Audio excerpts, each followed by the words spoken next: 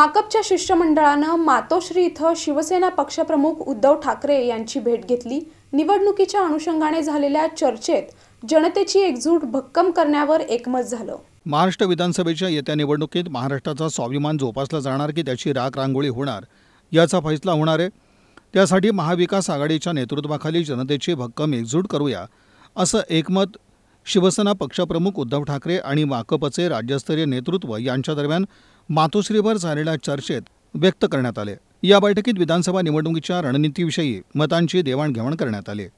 माकपच्या प्रतिनिधी मंडळात पक्षाचे पॉलिट ब्युरो सदस्य डॉक्टर अशोक ढवळे, राज्य सचिव डॉक्टर उदय नारकर, माजी आमदार नरसई आडम मास्तर, JP गावित, आमदार विनोद निकोले, पक्षाचे राज्य सचिव मंडळ सदस्य डॉक्टर अजित नवले आणि डॉक्टर DL कराड यांचा समावेश होता।